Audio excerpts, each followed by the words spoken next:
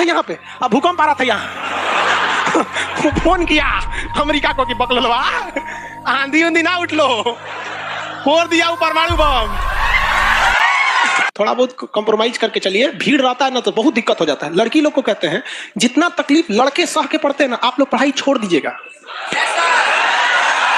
इन बेचारों को देखिए ना कितना मेहनत है, देखिए इसको। किसी लड़की को हम बोल देंगे काला सांड या मंगरेला, तो कल से क्लास छोड़ दी, कोई ठीक नहीं, जाके एफआईआर लिखवा देगी। ये बेचारों को झोरते रहते हैं, डांटते रहते हैं, जमीन पे बैठा रहता है, लसराया रहता है। इसे हाँ, लड़कों का दिल एक्चुअली होता ही नहीं है ऐसा। हम तो अपने को भी बोल देते हैं मंगरेला। लड़के किसी चीज को न सुनते ऐसे निकाल देते हैं, मतलब वो खराब चीज को सुनेगा सब निकाल देगा। लड़की उल्टा होता है, वो बढ़िया का चीज निकाल देती है। हाँ, खराब का डाउनलोड कर लेती है। उसको कह दीजिएगा चुड़ैल, और वो डाउनलोड कर लेगा एकदम। याद करो फलाना तारीख इतना बज के इतना मिनट चुड़ैल बोला था। चलो डिस्टर्ब नहीं, चलिए याद देखिए। ये नहर का नाम बता सकते हैं? इंदिरा गांधी नहर। दुनिया की सबसे लंबी सिंचाई नहर इंदिरा गांधी ने। दुनिया की सबसे लंबी नहर भी तो इंदिरा गांधी। 1974 में इंदिरा गांधी ने डिसाइड किया कि हमें क्या बनाना है, परमाणु बम बनाना है। कब डिसाइड किया इन्होंने? 1974 में। बट उस समय हम लोग उतना डेवलप नहीं थे, तो हम लोग यहाँ पर मई 1974 परमाणु बम का परीक्षण करने के लिए सोची। लेकिन 1974 में हम लोग उतना डेवलप नहीं थे। 1974 में हम लोग के यहाँ मोटरसाइकिल नहीं थी बढ़िया, राजदूत उष्टू टाइप का थी सब। वहां फ्रीडम तो इधर आया यार, 1974 में फ्रीडम कहाँ था? यमाहा वगैरह था। यहाँ पर इन्होंने पोखरण में परमाणु परीक्षण किया, लेकिन गलती से वो उतना सक्सेस नहीं हुआ जितना होना चाहिए था। उस परीक्षण का जो नाम था, उसका नाम था स्माइलिंग बुद्धा। क्या नाम था? स्माइलिंग बुद्धा। तो हो गया बात वही, भड़कइबो किए लोग, फूस दे करके रह गया, पकड़ा गए हम लोग। अब अमेरिका हम लोग पे दबाव बना दिया। अमेरिका ने एक नियम बना दिया, सीटीबीटी और CTBT, comprehensive test ban treaty. कोई भी व्यक्ति परमाणु बम का परीक्षण नहीं कर सकता है, और बैन लगा दिया। ना आपको जल पे परीक्षण करने देंगे, ना थल पर परीक्षण करने देंगे, ना हवा में परीक्षण करने देंगे, पूरा बैन लगा दिया। और एनएसजी बना दिया, national supplier group, nuclear supplier group, कि कोई भी देश भारत को मतलब यूरेनियम नहीं देगा। तो हम लोग पास यूरेनियम ही नहीं था, चोरी छुपे हम लोग यूरेनियम मंगाते भी तो सीटीबीटी था, परीक्षण करने नहीं देगा। भारत ना एनएसजी को माना है, ना सीटीबीटी को माना है। और एनपीटी लगा दिया, न्यूक्लियर नॉन प्रोलिफरेशन ट्रीटी, नाभ की अप्रसार संधि, की कोई भी देश दूसरे देश को मतलब टेक्नोलॉजी नहीं बेचेगा कि परमाणु बम बनता कैसे। मतलब साला चोट्टा चारों ओर से घेर दिया। कभी कभी गरिया देते हैं यार, क्या हम मशीन थोड़े हैं कि जो सेट कर दिए वही बोलेंगे। देश पे बात आती है तो हम सब भुला जाते हैं। तू दोस्त है, ट्रम्प है कि बाइडेन है, सोच रहा बाहर में जा, तू कोनो चीज हो। यहाँ पहले हमको मतलब तुम बनाओ परमाणु बम, कोई दिक्कत नहीं, हम लोग दिवाली वाला धुकधुकुआ बनाएंगे। मतलब एनपीटी क्या कहता है? न्यूक्लियर नॉन प्रोलिफरेशन ट्रीटी, नाभिकीय अप्रसार संधि, कि कोई देश दूसरे देश को परमाणु टेक्नोलॉजी नहीं देगा।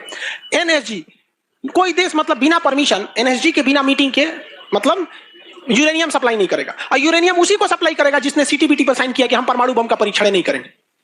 ठीक भाई साहब, परीक्षा माने बम बना के क्या कर लेंगे? मान के चलिए हमारे पास टेक्नोलॉजी आ गया, ठीक है, और एनर्जी से हम सप्लाई करके यूरेनियम भी ले लिए। एनपीटी कहता है बम में परीक्षण नहीं करने देंगे। तो भाई बना के रखने से थोड़े होता है, एक बार पटके उठके तब ना समझ में आएगा काम कर रहा है कि नहीं।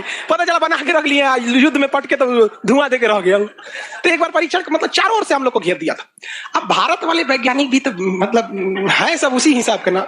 भारत वाले ने कहा कि एक काम कीजिए, एक समझ में नहीं आ रहा है, अमेरिका से कहिए तू हमारे यहाँ परमाणु बिजली घर लगाओ। तो इंदिरा गांधी थी ना, अमेरिका को फुसला दी, कही देखिए ना गुजरात में हमारा तारापुर जगह है, वहां परमाणु बिजली घर लगाना है, उसमें बिजली बनेगा, लाइट बत्ती जलेगा, आप बिजली घर लगाइए। सुने हैं कि 300 करोड़ का खर्चा आता है, जबकि 200 करोड़ का खर्चा आता था। तो अमेरिका लपलपा गया कि अरे दादा बिना मोलाई तो रेट बढ़ा दी है। जब हाल है भाई, महिला मोलाई ना करे, ऐसा हो सकता है? महिला को कोनो सामान फ्री में कहेंगे तो कहेगी 2 गो दे दो।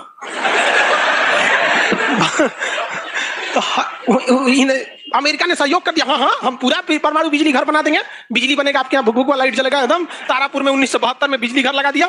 अब बिजली घर चलेगा कैसे?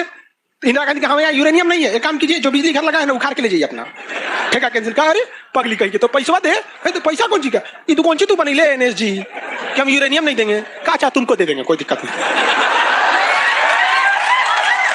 अब वो यूरेनियम लिया था हमें बिजली घर में भड़काने के लिए। अरे भैया तू ले आओ ना, हम लोग ने डिसाइड करेंगे इसको भड़काना किधर है। इधर आया 1972 में तारापुर में, उधर तैयारी चल रही थी 1974 में, हम लोग ने उसमें से निकाल के इसमें भड़का दिया।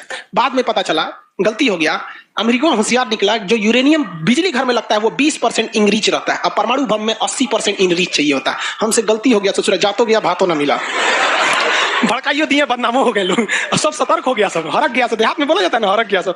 ले भाई, हम लोग को पता नहीं था, हम लोग वो कच्चे मसाला पे भड़का दिए थे लोग। अब क्या हो, इस सब 75 को नियम लगा दिया, हम लोग को कोई देता ही नहीं था। तो बस अब भारत में वैज्ञानिक, इंदिरा गांधी ने प्रोग्राम को कैंसिल नहीं किया, कहा कि बनाइए। अब भारत में धीरे धीरे आगे गए, एक से एक वैज्ञानिक मिल गए सब। उसमें एक चिदम्बरम थे, बहुत मशहूर वैज्ञानिक, और उसके बाद मिल गए हमारे एपीजे अब्दुल कलाम, सोने पे सुहागा। इन्होंने परमाणु बम बनाने की पूरी तैयारी कर ली। अब तब तक लेकिन कोई भी प्रधानमंत्री डरे उन लोग को खुली छूटे नहीं देता था कि परमाणु भड़काइए, क्योंकि अगर फूस हो गया, देखिए भड़क के सक्सेस हो गया तो किसी के बाप की औकात नहीं फिर कुछ बोले, भड़का दीजिए उसको, उसके बाद कौन सी बोलता है, ले तो कौन सी नहीं। लेकिन अगर भड़काए आप फूस कर गया तब तो पिटा जाएंगे।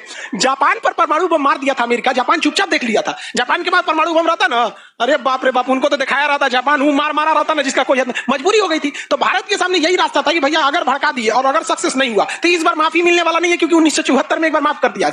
लेकिन अटल बिहारी वाजपेयी का जब नेतृत्व आया प्रधानमंत्री का, तो अटल बिहारी वाजपेयी ने कह दिया था भैया कुछ भी हो जाए, कुछ भी हो जाए, हमारा देश रहना चाहिए। आज के नेता रियलिटी बताते हैं। अटल, हम जो लोग, हम और आप उस पीढ़ी में से हैं जिन्होंने एक साथ दो महापुरुष को अपने देश में देखा, राष्ट्रपति के रूप में एपीजे अब्दुल कलाम और प्रधानमंत्री के रूप में अटल बिहारी वाजपेयी। और यह सौभाग्य पृथ्वी पर अब किसी को नहीं मिलने वाला है, क्योंकि ये ऐसे लोग थे जिनका अपना परिवार बाल बच्चा कुछ नहीं, देश ही समझा, मतलब देश है, मतलब देश है यहाँ पे, और कुछ नहीं। यहाँ पे गलवान में चीन घुसा है ना, छोटा अटल बिहारी वाजपेयी रहते तो क्या बता रहे, तो दिखने में बुढ़ा थे अटल बिहारी वाजपेयी। यहाँ पे बड़े बड़े जवान लोग का छक्का छुड़ा देते थे बॉर्डर पे। उन्होंने खुला छूट दिया एपीजे अब्दुल कलाम को, कहा कि आपको हमारे परमिशन की जरूरत ही नहीं है, आपको जो करना है करिए, हमको नहीं, हमको बस परमाणु बम चाहिए, हमारी सरकार रहे चाहे सरकार गिर जाए। और रियलिटी में है, भारत में अटल बिहारी वाजपेयी अगर परमाणु परीक्षण न करते तो भारत पर अमेरिका सैंक्शन नहीं लगाया रहता और अटल बिहारी वाजपेयी की सरकार नहीं गिर जाती। लेकिन अगर वो अपनी सरकार को सोचते तो कोई भी शिक्षक मंच पर खड़ा होकर किसी प्रधानमंत्री का खुलेआम तारीफ नहीं कर सकता, वरना कितने प्रधानमंत्री आए, कितने गए, किसी के लिए शब्द नहीं निकलता है। तो इतिहास हमेशा याद रखिएगा, आपको न्यौछावर करना पड़ेगा। यहाँ पर ऐसे चमचागिरी करने से किसी का नाम लेता आदमी है, लेकिन विरोधी जिनका नाम लेते हैं ऐसे महापुरुष थे अटल बिहारी वाजपेयी, एपीजे अब्दुल कलाम। कोई है जो गिर जाएगा?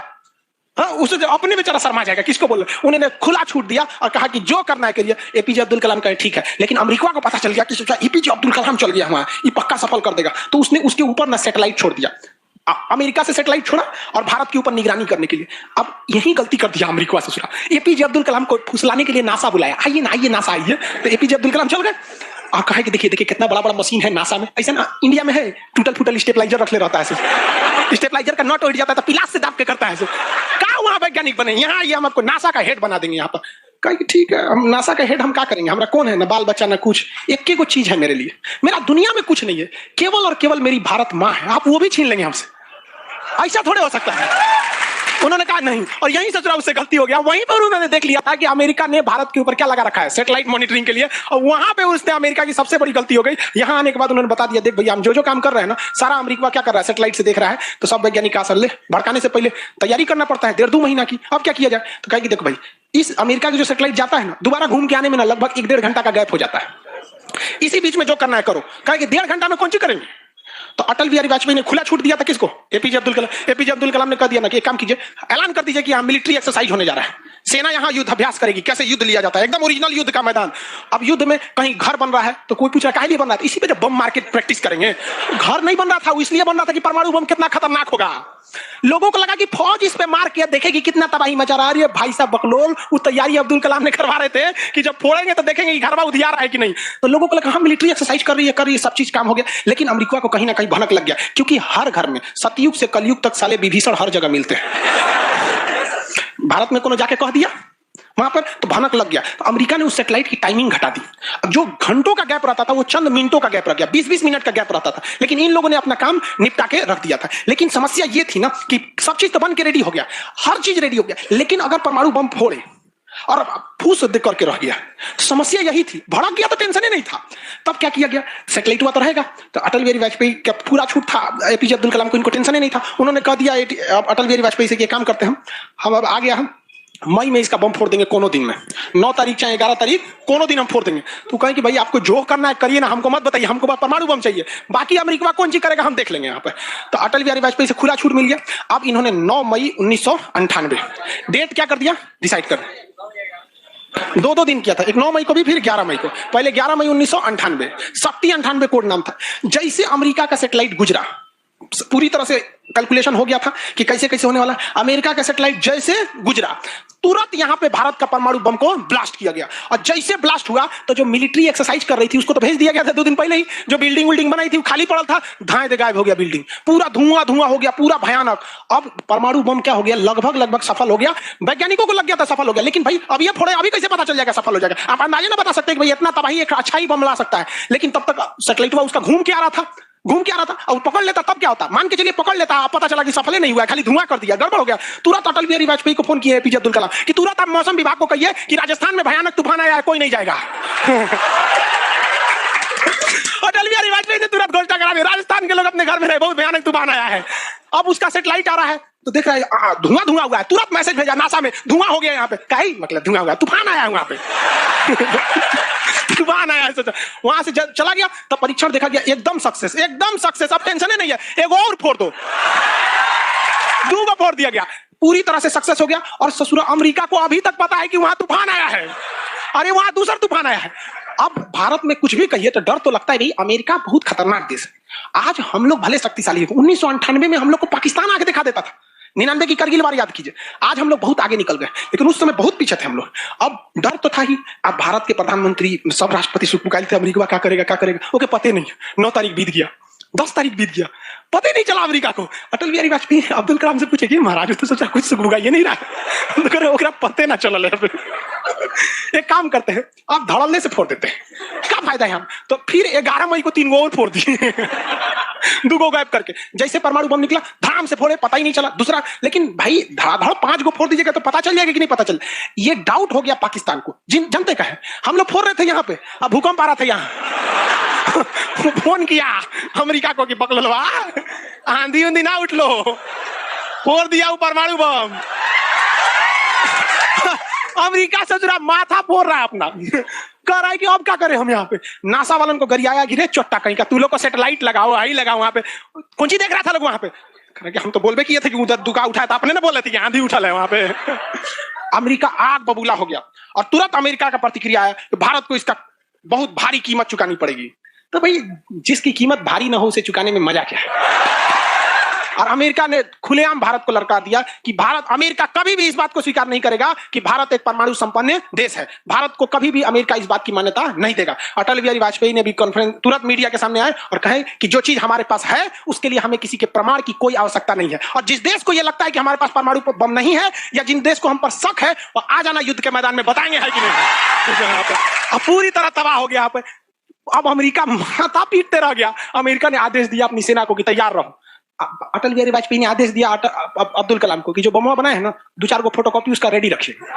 फोटोकॉपी मतलब उसका बना के रेडी रखिए, क्योंकि सेना की लड़ाई में भाई आर्मी टू आर्मी बहुत दिक्कत हो जाएगा, एडवांस है वो बहुत। आज के वक्त में भी हमारा हथियार वहीं से खरीद किया था। भारत ने भी डिसाइड कर लिया कि जो होगा आपकी परमाणु बम से होगा। अमेरिका भी डर गया कि ना भाई इससे लड़ना ठीक नहीं है। पाकिस्तान वो बम बना के रख ले था, डरे नहीं फोड़ रहा था वो। 1 हफ्ता तक देखा कि भारत को क्या हो रहा है, देखा कि कुछ नहीं हुआ, इहो चुप पे फोड़ दिया। अमेरिका एकदम ककुआ गया, एकदम कह रे चट्टा कहीं का तू क्या फोड़ा रे। तो पाकिस्तान में झाड़ दिया अमेरिका को कि हमरे बोलेंगे कमजोर जान के, फोड़ ले आपके आप भाई तेकरा नहीं बोलेंगे यहाँ पे, हम कमजोर है तो हमरा बोल देंगे। एक काम कीजिए, आप भारत को जो सजा दीजिएगा हम भी वही सजा काट लेंगे। सोचो हमरे पे खेल गया। हम ही लोग पे खेल गया पाकिस्तान। अब भाई अमेरिका टेंशन में आ गया। अमेरिका ने भारत पर एम्बार्गो और प्रतिबंध लगा दिया, जैसे अभी सऊदी अरब पे प्रतिबंध लगा दिया, कल के वीडियो में बताए थे, सऊदी अरब का डस्टबिन बना दिया वहां के। तो वहां पर अमेरिका ने भारत पर प्रतिबंध लगा दिया, कोई देश भारत से सामान नहीं खरीदेगा, जो चीज जरूरत की थी सब चीज पर बैन लगा दिया। भारत की अर्थव्यवस्था डूब गई, पाकिस्तान की भी अर्थव्यवस्था डूब गई, लेकिन भारत को बचा लिया भारत के 55 लाख कुशल कारीगर जो विदेशों में काम करते हैं।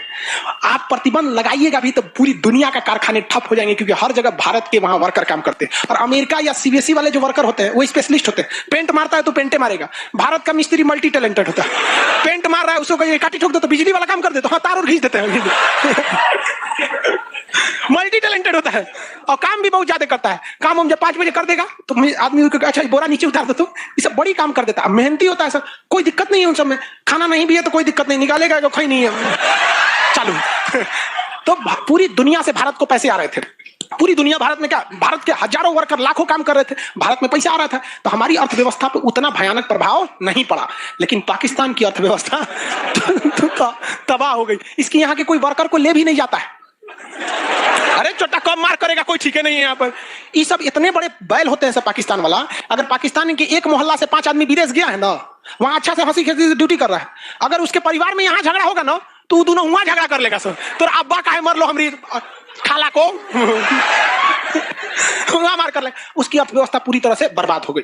अब पाकिस्तान के साथ अजीब सी दिक्कत था, अमेरिका अर्थव्यवस्था बर्बाद कर दिया। लेकिन पाकिस्तान, भाई साहब, हरामियों में नोबेल पुरस्कार मिलता तो हर साल यही लाता। इसने कहा कि ये काम करते हैं, अमेरिका ने हमको ऐसा बर्बाद किया है कि परमाणु बम होने के बावजूद हम तड़प के रह जा रहे हैं, हम भी अमेरिका को तड़पाएंगे। ये कहता है ना कि हम किसी से खरीद नहीं सकते हैं, व्यापार नहीं कर सकते, एक काम करते हैं, हम परमाणु बमें बेचते हैं। ससुरा उत्तरी कोरिया को बेच दिया, किंग जोंग पगला को देखे, उसका टेक्नोलॉजी पाकिस्तान दिया है। सद्दाम हुसैन को, ईरान को, सबको बेचने लगा कि सारा थ्योरी ले आके देखता था कि देखिए ऐसे ऐसे परमाणु बम बनता है, लीजिए 20 करोड़ दीजिए जाइए। अब अगला हिसाब, 1 महीना तो काटेगा आदमी, अगला हिसाब देखे।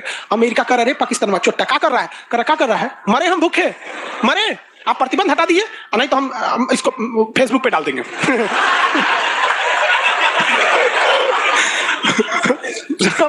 अमेरिका पगला गया, अमेरिका प्रतिबंध हटाया।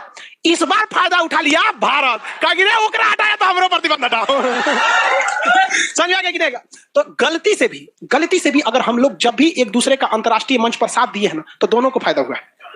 लेकिन ये चुट्टा उसको समझ में नहीं आता है। अभी भी अगर वो शांति से रहेगा ना तो बहुत आगे जाएगा, और अशांति से रहेगा तो एकदम में आगे चल जाएगा। परमाणु परीक्षण समझ आ गया? किसी कोई दिक्कत कहां होता है? पोखरण में। आज भारत परमाणु संपन्न है या नहीं है? परमाणु की आवश्यकता है? नहीं। अब अमेरिका केस कर दिया भारत पर, कहा कि आपने न्यूक्लियर प्रसार संधि तोड़ा है। भारत ने कहा नहीं तोड़े, हमने किसी से संधि मंगाया ही नहीं है, हमारे खुद के वैज्ञानिकों ने खुद बनाया है। और ये बात खूब एपीजे अब्दुल कलाम ने बोला था। कौन सी बोलता है चोरा है, हम बनी ले, बताए कैसे बनता है। कहा कि अच्छा ठीक है, ये नहीं है, लेकिन आपने यूरेनियम तो चोरी से मंगाया। कहा चुप चट्टा कहीं का, चोरी से मंगाया। हमारे केरल में यूरेनियम निकलता है, जादू गोड़ा की खान झारखंड से निकलता है, उसी से हम बनाए। हम किसी से भीख नहीं मांगे हैं, हम हिंदुस्तानी हैं लोग, यहाँ पे भीख में तो हमें कुछ भी नहीं चाहिए। तो एनएसजी कहा कि अभी, तब कहा अब कौन सी पे मुकदमा ठोके, तब इस पे ठोक दिया भारत पे। आपने परमाणु परीक्षण किया क्यों है? भारत ने ये मुकदमा जीत लिया। जानते हैं कैसे? कहा कि कैसे, हमने तो कोई नियम नहीं तोड़े। सीटीबीटी कहता है आप पानी में नहीं फोड़ सकते हैं, जमीन पे नहीं फोड़ सकते हैं, हवा में नहीं फोड़ सकते, हम जमीन के अंदर फोड़े हैं। भारत ने कहा फोड़ा था? जमीन के अंदर। तो भारत को उस समय हर चीज साथ दिया था, बुद्धि, विवेक, बल, शक्ति सब रहना चाहिए, तब आप जीत सकते हैं। ऐसा नहीं कि परमाणु बम ले लेने से आपको जीत जाएंगे। कब कैसा सिचुएशन था, आंधी आया है, परमाणु बम फूट गया, तो हर चीज बहुत कांड हुआ यहाँ पे। बाद में अमेरिका को समझ में आ गया कि नहीं हो सकता है, अब भारत को ना नहीं सकते। वो गया जमाना जब हमारे ऊपर किसी का शासन हुआ करता था। आज भी भारत में बस जाति पात खत्म हो जाए, ऊंच नीच पे लड़ना खत्म हो जाए, और Congress BJP high party how party मतलब नेतागिरी खत्म हो जाए, तो सोचिए ना हमारे पास कमी किस चीज की है।